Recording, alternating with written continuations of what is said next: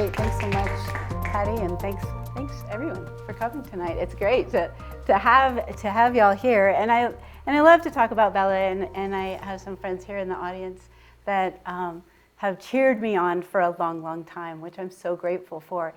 Bella actually very, very initially started in our very community when I was leading a women's retreat, and on that retreat, I had a bunch of women like maybe accost me at lunchtime and say, we are compromised in our healthcare. We cannot go to the doctor's office for anything in women's health without being pressured in contraceptions or sterilization, questioned in our quotes, natural family planning, rhythm method, things that we're doing. Would you please consider discerning, consider discerning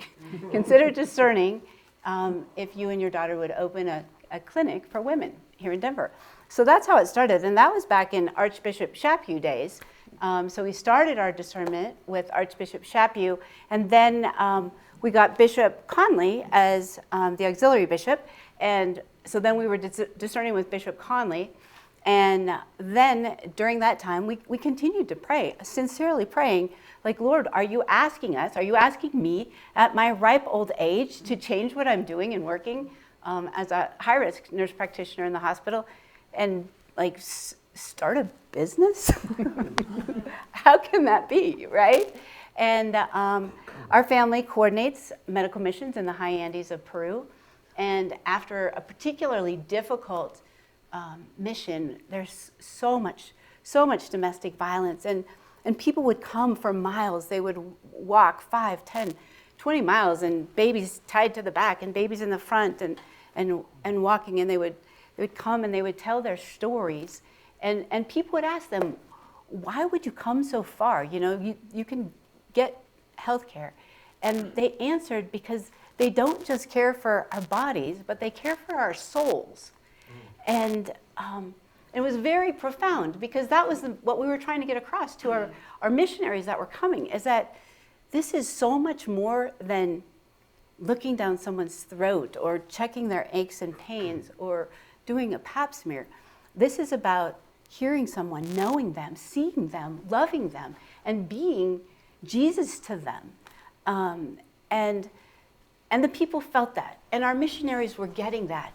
But after this mission, it had been so hard, and we had seen about 1,000 people in 4 days, and we were standing on the roof looking over this very poor village when we really felt the Holy Spirit say, now is the time.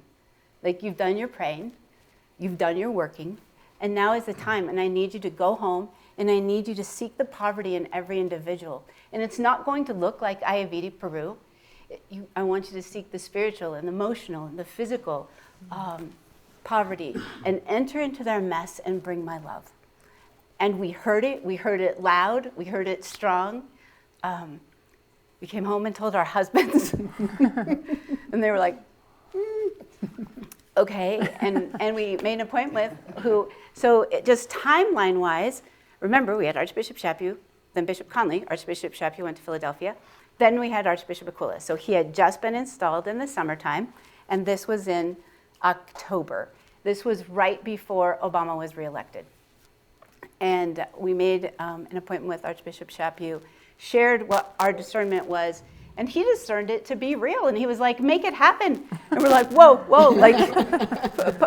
pump the brakes a little bit. This is going to take a couple years. And there's lots to do to find a faithful doctor, to find a place. What comes first, a building or staff? And what about money? And the idea to raise $1 million seriously seemed so big. I could do a C-section in 5 minutes. That is so easy. The idea of raising money seemed so big. And a very close priest friend said, God is a gentleman. He always pays for what he orders, and he has all the money in the world. So don't worry about it. If this is his, you'll find the money. And sure enough, within 2 years, we opened as a women's clinic, as Bella Natural Women's Care, in December of 2014. And very quickly, within 6 weeks, kind of quickly, we would have men come in and say, I hurt my back. Could you just check out my back? Or I'm certain I have strep throat. Could you swab my throat? So very quickly, Bella Natural Women's Care was Bella Natural's Women's Care in any men who happened to need to be seen. And so we also had been working with a physician who had a commitment in the rural areas, and as soon as she was finishing, she was going to join us. So within 2 years, we added family medicine, and now have been Bella Health and Wellness for the last several years. And what has been so beautiful and so crazy, you can judge something by its fruits, right? Before we opened, we were adding, just talking to people in groups like this, we were adding about 100 people a month to want us to see them. So, and then we opened and we were registering 100 patients a month. And we're like, this is going to go through the Catholic community pretty quick and then flatten out, right? And but that's not what happened. People kept coming, and they kept coming so much that the CEOs from the hospital came to us and said, "Why is your practice growing faster than any other practice in town?" And I took them into the chapel, and I showed them the tabernacle with Jesus in the tabernacle, and I said, "This is why our practice is growing, because he asked us and we said yes." And I think that what we've learned from being 2 nurse practitioners, my daughter and I opened Bella together, what we've learned is that taking care of the patient for us was the easiest thing we do, right? You go into an exam room and you just love people to pieces. You hear them, you listen to them, and it takes more than 5 to 7 minutes, which is what the insurance companies want you to do, right? They want you to get them in and get them out. But you can't hear somebody's story in that amount of time. And so we needed to listen to them and love them and care for them, and we did that well. We had to learn how to be businesswomen. And because at that time, business seemed like it was a bad word, right? And also raising money seemed like a bad thing. But over this time, over the last 10 years, I'm proud to say that my daughter and I have become businesswomen. And Bella is a very busy and successful $10 million operating business. And we still have to raise about 15%, which is a lot at 10 million. But nonetheless, it's what we need to understand, and this is where culture is so important, and this is where we have to understand this moment in time, this moment where this post-Christendom era, right, where people aren't flocking to the churches or to the priests for Jesus. They may not even be flocking anywhere for Jesus. As a matter of fact, I don't think they're flocking anywhere for Jesus. But they're finding Jesus in where we are, right? This is that apostolic time where people need to encounter Jesus in those of us who are bold enough to bring him. This isn't a time for complacency for any of us, right? This is a time that we have to be bold. And so what we know now that we didn't know in 2012 when we discerned the yes, or in the 2014 when we opened, or when we even added family medicine, we knew we were loving, we knew we were bringing Jesus, but we thought we were a clinic. We are a storefront to bring souls to heaven. That's what we are. And that's what we have to understand in this moment in time. And that's when we're trying to navigate the waters of healthcare, of insurance companies, and what they're paying you, and understand that if you want high quality talent, you have to pay competitive wages. You have to offer competitive benefits. And we have grown, I would say that as a solo practice as we are, we may be the largest one of its kind in the nation of a subspecialty practice now with family medicine and pediatrics and women's health and full OBGYN and functional medicine. And it's, again, it's the fruits, but we provide excellent care, but people come because they know that they're loved. They come because they're encountering Jesus. They may not even know they're encountering Jesus. Like I literally had a guy and a girl with super, super long dreads and very interesting aromas who just said, wow, your place just has awesome energy. Why is it so different? So these are the things that what we understand now is that that we are bringing Jesus. But it's also to our staff. We started with 8. We now have 78. We now have 20 providers and caring for, and I would love to hear what Caitlin says too, in caring for your people now, because caring for your people needs to be your first role in making sure they're growing in their sanctity and their relationships so that they can bring Jesus. And so the whole process has changed, but God's call has not. Wonderful. Beautiful. Caitlin, I'd love to hear a little bit more about, now you've been at St. Joseph's for just a year in just November. a year, that's what I thought, okay. Yeah. So tell us the story of... So I came in a really fun year because St. Joe's just turned 150.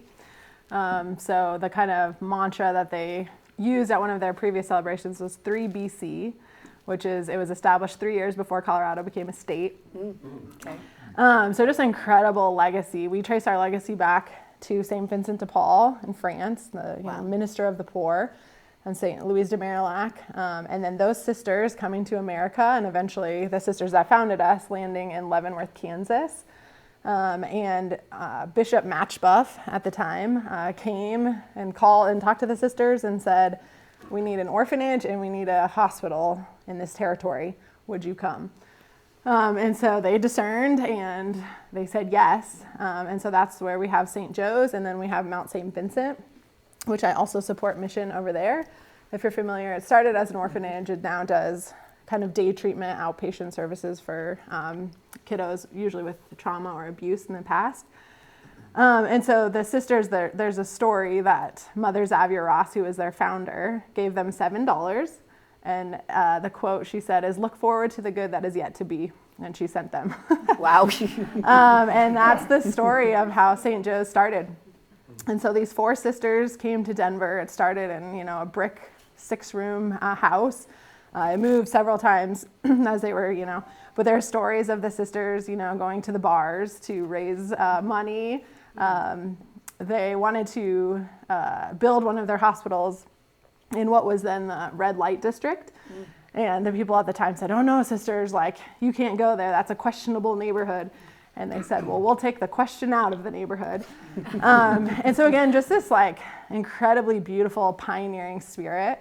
And that's the legacy that we stand on at St. Joe's 150 years later. And of course, healthcare is very complex, as Dee Dee was saying, and there's been many, different iterations of what that looks like, different mergers, different, things coming together. We're in the midst of a merger right now. You may see around town Intermountain Health or Intermountain signs coming up. So SCL, which stands for the Sisters of Charity of Leavenworth, which a lot of people don't know, is coming together with Intermountain. And so we find ourselves navigating that, right? How do we maintain this Catholic identity in the midst of merging with the secular organization? But I think that it's the spirit of the sisters that you really do feel at St. Joe's. And what's characteristic of St. Joe's, as similar to Bella, is the care for the whole person, the holistic care that's offered at St. Joe's. So we have a really robust spiritual care program with chaplains. We have a really strong behavioral health program to address some of those mental health needs as well as the physical. And you just feel it at St. Joe's. People told me that before I went there, but once you go there, it's just, we call it the Kool-Aid. You just drink the Kool-Aid and there's just something there. And those of us who have faith, we're well, it's the Holy Spirit. We also have Jesus in the tabernacle, in our chapel. We have Mass every day. We also just have an incredible priest who's been our chaplain there for 15 years. And even during COVID, when everything was shut down, he still said private Mass in the sacristy for the chapel, or for the hospital. And that Mass is televised to all the patient rooms in the hospital. And, just the sacramental life at the hospital and the Eucharistic ministry program. But of course, it's religious pluralism, right? It's not just Catholic caregivers. It's not just Catholic patients. And so us, attending to the whole person and what that person brings and what their story is. But I remember, not too long after I started, a gal came up to me. I had done a reflection, something about what distinguishes Catholic healthcare, which of course is the commitment to human dignity, right? And upholding the dignity of the human person made in the image and likeness of God. She came up to me, she's like, "I'm actually Muslim, I was like, oh, you know, and then she said, but I would never work anywhere besides Catholic healthcare because of what you just shared. And she's like, you feel that. It's not just like nice words, you know, on a plaque on the wall. It's how people are treated. And that's caregiver to caregiver, that's caregiver to patient, patient to family. And you see that at St. Joe's. The patient experience scores, the quality scores are top in the nation, like right behind Mayo Clinic. And that's because I think they experience something different there. And that's what we continually get in our patient experience comments is just, you know, they cared for me, they loved me, they, you know, we're really, one of our strong areas we're working on right now is our equity goal around language services and making sure that our folks who don't have, you know, English as a primary language have resources and translation services and things like that. And so it's just always that spirit of meeting the needs of the time, meeting the, you know, the culture, and bringing that Catholic response. And the beautiful thing is that it's in human nature, right? It resonates in every human heart. And so people experience it no matter what tradition or faith background they come from. And we are blessed to have the ethical and religious directives that Patty was referencing. And there was just so much wisdom and foresight, you know, from this. Of course, you have like the code of ethics in like the 1920s, and then it's refined in the 1990s into kind of the first edition of the ethical and religious directives, and then it's gone through 6 iterations to get where we have it today. But it addresses 6 aspects of healthcare, the 6th being partnership with non-Catholic organizations, which was just recently added in the last series. So you see how it evolves. They're working on the 7th edition, which will address some transgender things that are coming up now in healthcare. But it talks about, you know, care at the beginning of life, care at the end of life, the patient-provider relationship, the social responsibility of healthcare, the pastoral responsibility with chaplains. And it's so beautiful because I think at first blush, a lot of providers, when we go through orientation, are like, yeah, we know that's the one that tells us we can't do contraception, sterilization, abortion, you know.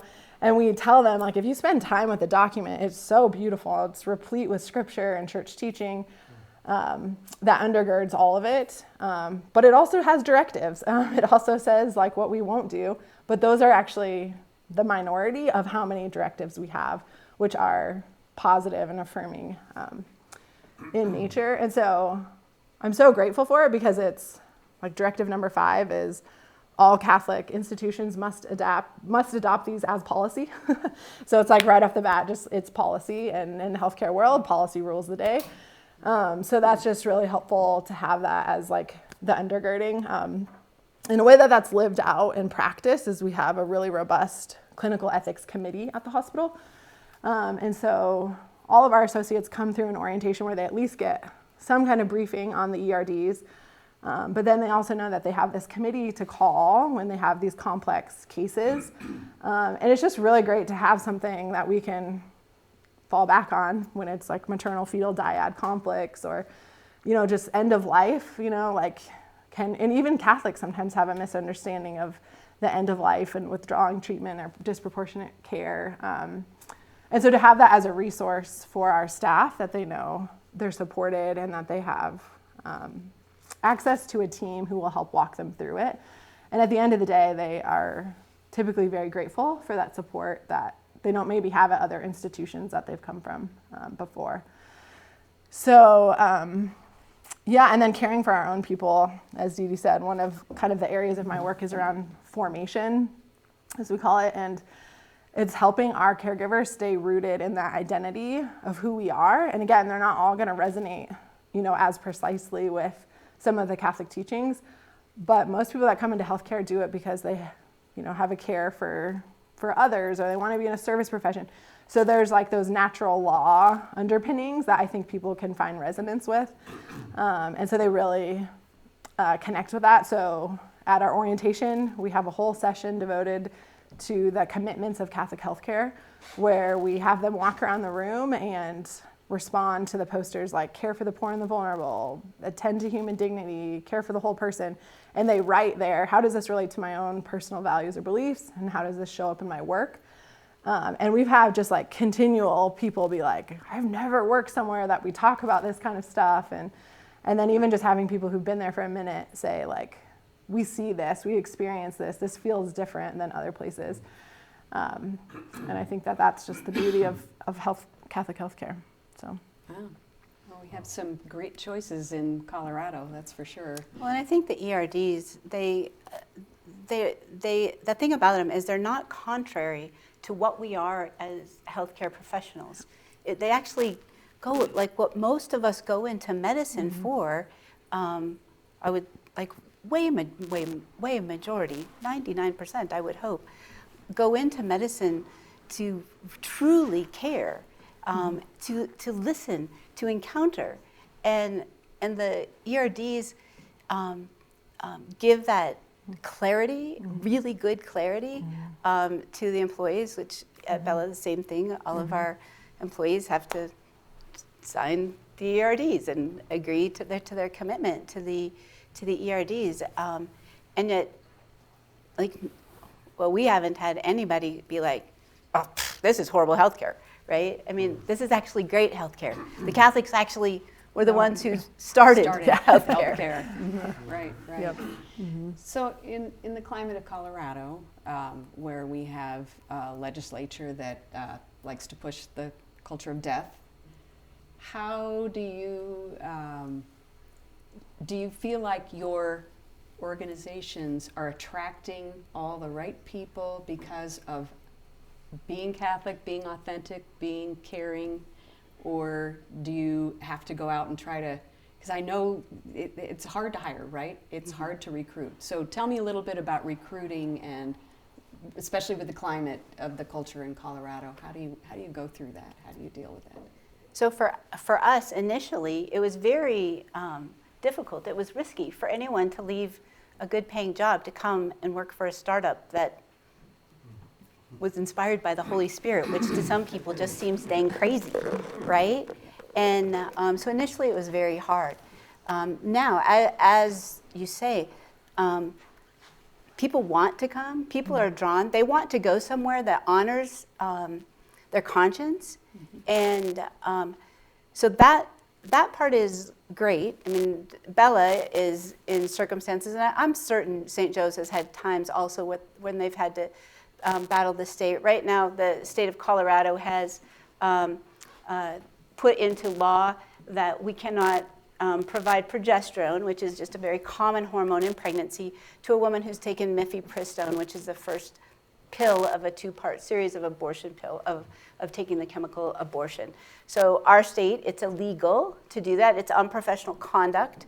And there was a series of steps that came to that where it finally determined that it is unprofessional conduct for healthcare providers to assist a woman who's started an abortion and changed her mind, that she does not get that choice in Colorado. So we can use that exact same protocol for someone who's having a miscarriage, or has had miscarriages in the past, or has had infertility, or even has taken other medications that could block progesterone. Mifepristone blocks progesterone. It gets on the receptors, and so it kind of outcompetes the progesterone, making that implanted baby compromised, and then the next pills cause the labor to expel the baby. And we've had great success, and there has been great success. Thousands of babies are alive because of this protocol throughout the country. And we know that it's safe. Progesterone is natural and incredibly safe, but our state is saying that a woman should not have that choice. So as our governor signed that, interestingly, we were also taking care of a nurse who had just taken the abortion pill and changed her mind. So as he was signing it into law, a nurse had come who was wanting to reverse her abortion, and we filed a complaint and a lawsuit in federal court against the state of Colorado, the district attorneys involved, as well as the medical board and the nursing board, for our constitutional right to save a baby's life if a woman comes to us and says, "I've changed my mind." I mean, because if someone does that, it's just cruel to say, no, you don't get to change your mind now. You picked it, now you're stuck with it. So that night, we actually received a temporary restraining order so we could continue to practice as it went through the medical board and the nursing board and the pharmaceutical board, all the hoops that were connected to the law. And then because, surprisingly, the medical board, nursing board, and pharmaceutical board could not come to consensus on whether progesterone was generally accepted practice, then it defaulted into unprofessional conduct. So, so then we filed in court for an injunction, which allows us the ability to continue to provide care as the trial runs its course. And that's where we're in right now. We're in the trial phase of discovery. And so those are the things that, an example of the things that we're fighting for. We're fighting for the ability to provide life-affirming, dignified health care. And we're fighting for the ability to train others, to bring up people to provide this kind of care. But we're fighting for the right to exist. And this is, it's important. And I think that as faithful Catholics, when the Lord says, hey, I've got something really big, and I really wondered if you'd help me out here. The Lord has asked us to be his friend and fight a battle for him. What an honor, right? And I would say that's how our staff has responded. They haven't responded like, holy crap, I'm going to start looking for another job. They doubled down. Yeah. And they're like, this is why I came here. This is why I'm Catholic. This is why I want to be a Christian or faithful or Catholic provider, is to do this. Are all of your employees Catholic? No, about 90%. Okay. How about at St. No, Joe's? nothing near that. Yeah, I don't know the statistics, but Okay. not majority. But our patients are only about 50%. Sure, that makes sense to me. Yeah. Maybe a little less than that. even. Yeah. Yeah. So what is it? Tell us about. Yeah, I think in terms of recruitment, it's honestly varies across the board. We get some people, go through orientation, and they're like, this is why I knew I wanted to work here. We get other people who just need a job. And, they're at a hospital, I think we tend to think of nurses and doctors, but a hospital, someone said recently, it's the most complex business you could have because you have dietary, you have environmental services, you have finance, you have all the IT support, you have all the biomed people who support all the fancy machines and the operating rooms. I mean, it's a very complex environment. So you attract a huge gamut of people of all different backgrounds, different experience, different educations.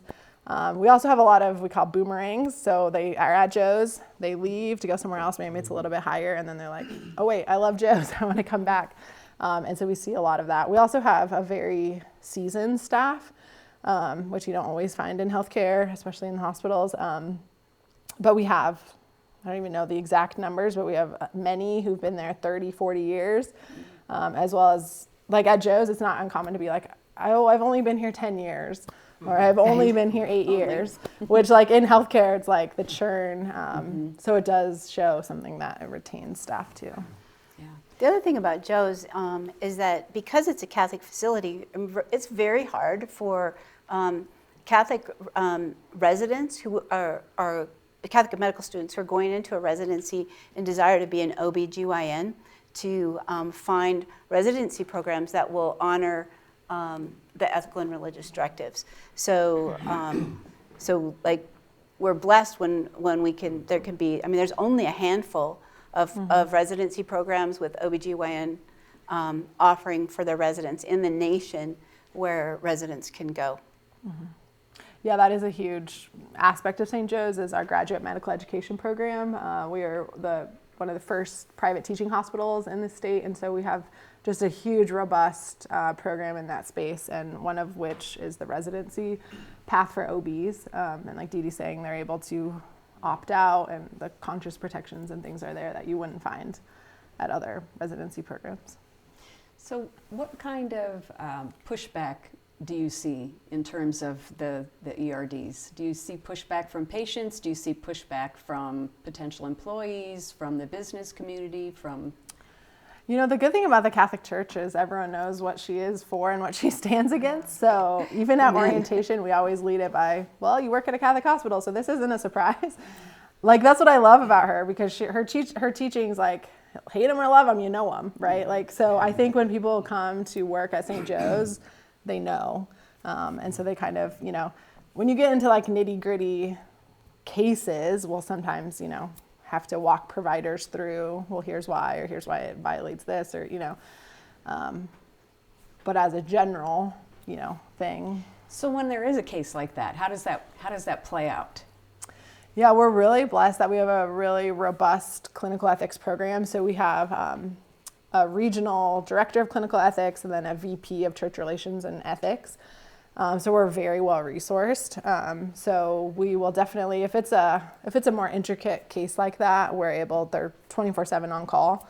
And so we're able to kind of get them on the line and they'll help like walk providers through it. But who generally challenges in that situation? You know, what brings it forward to having to have one of your ethicists weigh in on it? Yeah, well, typically if it's a maternal fetal, That's what I we wondered. kind of always bring them in, Okay. just, for the sake of that. So there's just, if sometimes if someone's like really insistent on a sterilization, maybe they were planning to deliver somewhere else, but ended up at Joe's or, some of those cases and things like that might raise it. Another thing too is there are circumstances in pregnancy where mom can be very sick, and baby, mom could have a condition, she finds out she's pregnant, maybe not. The baby, I don't know, maybe the baby, say, has Down syndrome, for instance, just as an example. Someone might make a case that because this mom already has hypertension or diabetes or something, that this chromosomal abnormality could lead to getting her so much sicker and so much sicker that she could actually die. So that would be an introduction by maybe one physician's opinion that it would be in this mother's best interest to abort this baby because otherwise this mother's life could be in danger. And so that can actually be escalated beyond. There's actually not very many circumstances in which you need to take the life of a baby to save a mom. That does not happen very often at all. But that line can be played. And so that would be an example of something that could precipitate the series of events that pulls in the ethical committee. And then you get a lot of conflict that's not always healthy. Or like in that instance, sometimes we've had it where this pregnancy, they'll deliver the baby, but then, can't we please sterilize this time? Yes. Because if she has a future one, and so walking down that ethical line of reasoning. So when it comes down to that, that sounds kind of, harsh, right? You just have to, these are our ethics, and I'm sorry, but, that's not going to happen here. So how do you work through that? How do you have somebody feel loved when there's that type of a conversation? Yeah, and it's an interesting one, right? And I talk about that, with the ethicists about this, and I think a lot of that is doing the upstream formation so that they have some kind of understanding of, they might not agree with it, but at least where the church is coming from on these teachings. But that's not always going to happen because you have providers who have privileges, but sometimes it is this is the case. You can't even, you're not going to necessarily get them to come around. Again, that whole policy part. The ethicists do a phenomenal job though of just the way they deliver it. It's never condescending or authoritative. It's, they do their best to explain some of the underpinnings of it. But what kind of a person has that job? That's an interesting. They have their PhDs in ethics, and medical ethics. Yeah. Very interesting. But I would say, just from a personal standpoint, my daughter has a clotting disorder, and she's had very complicated pregnancies. Her first baby was born very undergrown. Her placenta was dying at 32 weeks. The baby was born at 2 pounds 12 ounces, and that was when she was diagnosed with a clotting disorder. And then her next baby, she got sick again, and my daughter got sick and had to deliver that baby early. Now, on her subsequent pregnancy, early on she started to get sick, and there was a concern that she may have thrown a clot to her brain, and so she's in having a CT.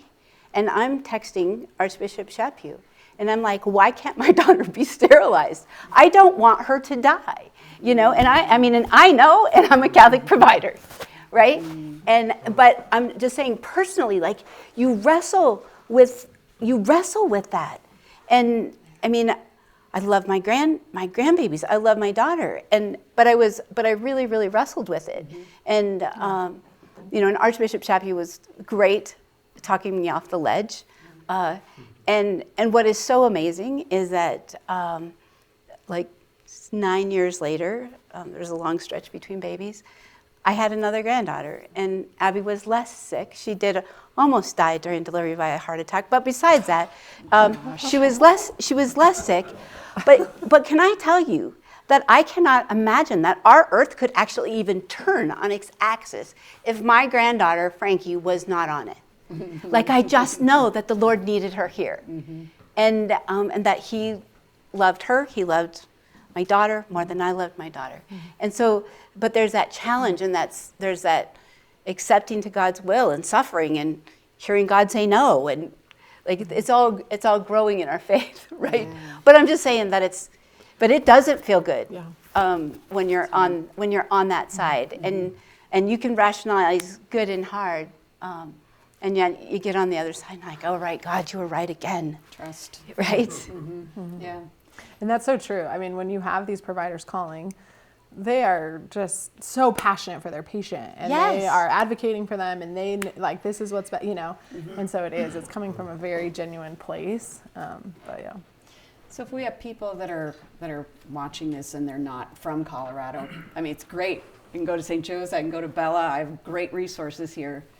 Even though we are this state that wants people to die versus live, I don't get it. But what would you say for people that are not, they don't have a Bella, they don't have a St. Joe's? What do they need to do? What do they need to navigate?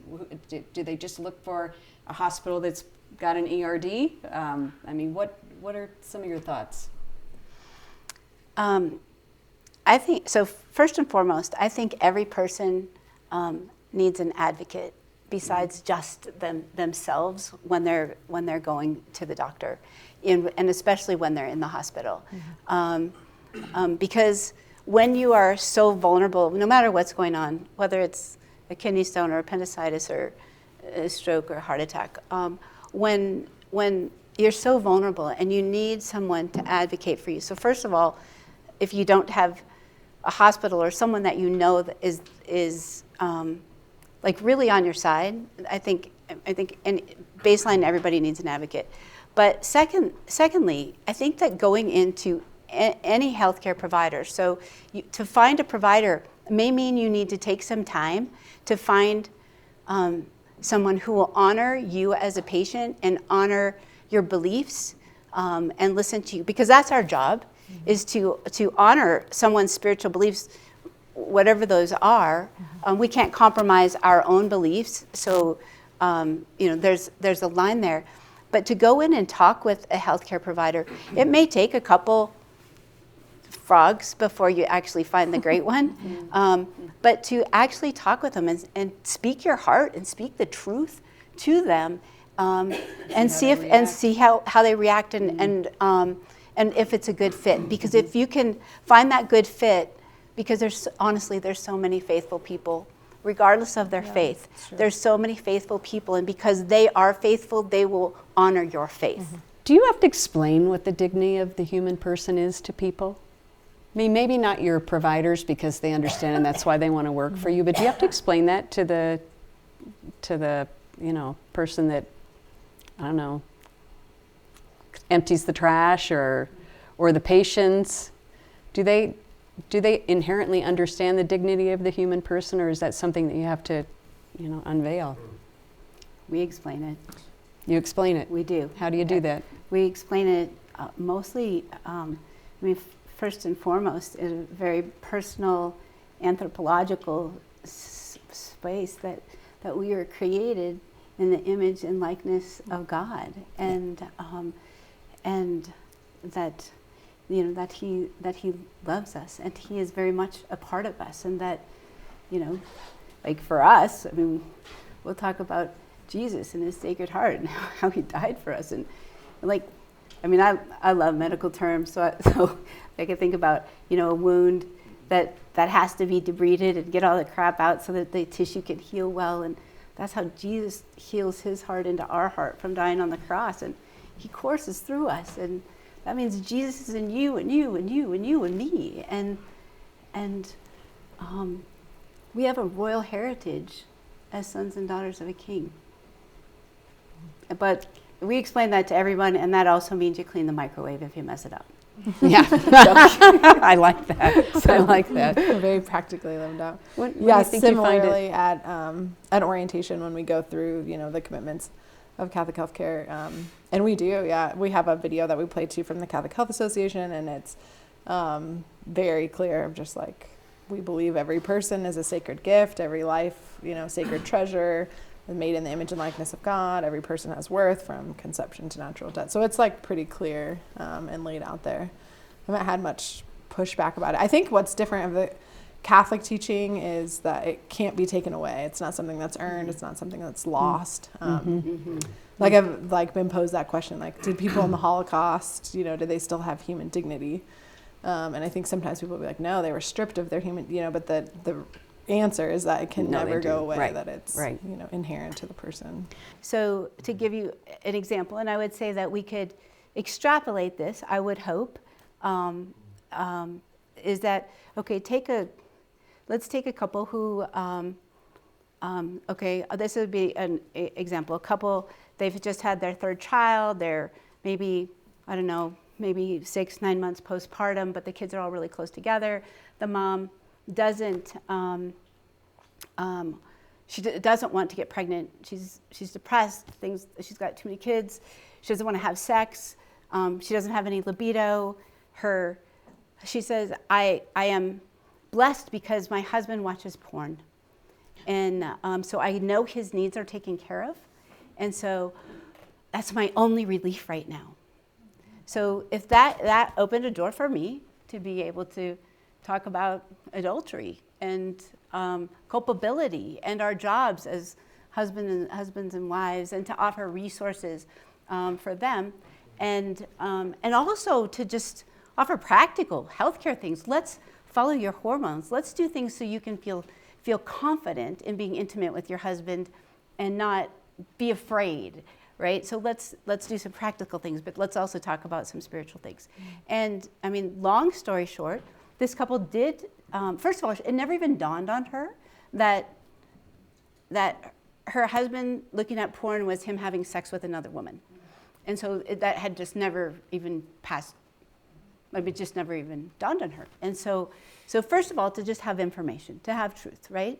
And then, but then to take that to heart, take that to prayer, and then see them, with their next children, and going to adoration before they're on the way to the hospital, stopping in adoration and consecrating that child, and like giving their testimony to anesthesia, and like seeing those kind of changes. Others we have so many couples who aren't married, right? Who are pregnant and not married, but just encountering with them and talking with them, and actually just saying, guys, you guys have been together for 4 years. You have 2 kids. Why aren't you married? You love each other? You want to keep loving each other? You want to stay together forever? There is a great institution that really works well. Sometimes it just takes the invitation, right? It's the next question. And so we're blessed because we're itty bitty. And so somebody comes back in and says, look, we got married. And so those are those little wins. Well, this has been a wonderful conversation. I'm sure there's probably round 2 somewhere along the way that we could think about, but I think it's time for us to close. And I thank you so very much for being on the panel, for allowing us to film so other people can listen in that weren't able to be here tonight. We actually had people sign up online not realizing it was an in-person event. So awesome. We'll see you. That's so great. It's been a pleasure. Such a joy. Thanks for having us. Yeah, thank you for coming. Thank you. Thank you all.